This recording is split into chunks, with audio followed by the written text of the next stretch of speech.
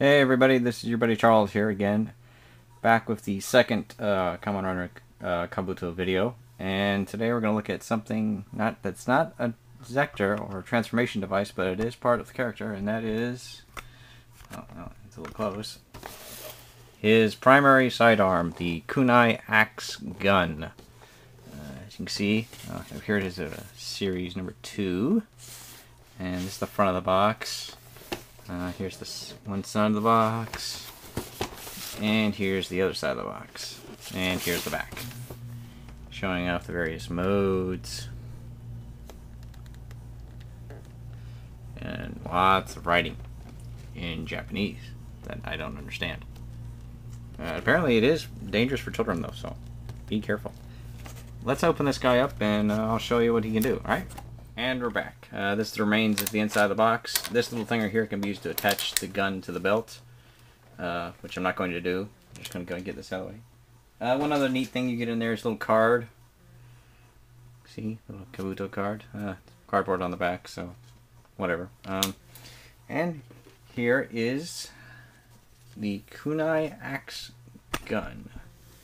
I'm going to have to zoom out here so I can get it all. Well, yeah, I can get it all on screen like this.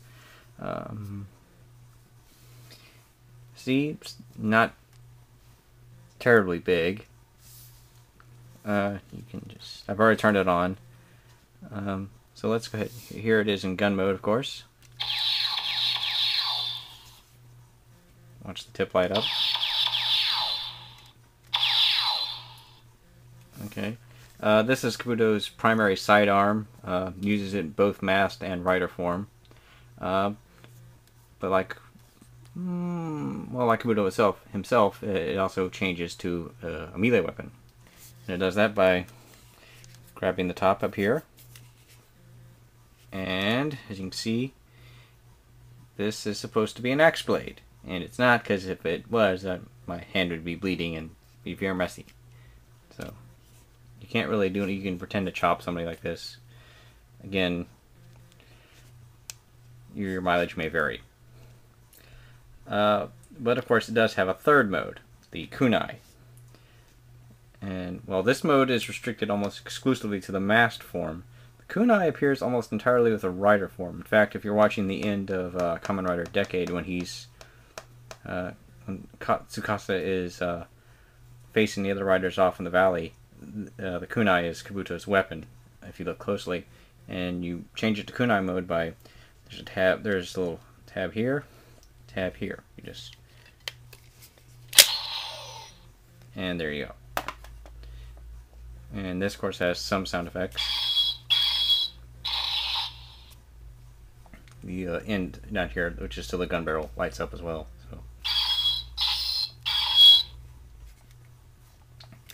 So tip is a little bit more rubber. Just gonna zoom in on the little Zek symbol here. See right there. Quiet you. There's the Kabuto symbol. You can see some of the detailing on the blade, not too much. Gun barrel down there. And this, I believe, is supposed to be the laser sight you see in the show, but I'm not sure. Along with, well, yeah, along with the one screen. There's one here and one up here. So, yeah. Zoom out a little bit. That's the laser sight, I believe.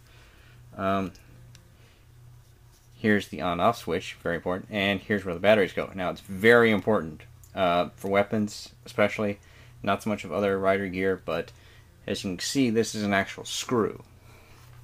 Zoom in right down there. You must be very careful when putting batteries in or out of these things, because you can strip the screw, if I can talk, and really screw things up, basically. So be very careful. And of course, here's the, yeah. Okay, that's just going to get annoying. I'm just going to go ahead and switch that off. Alright.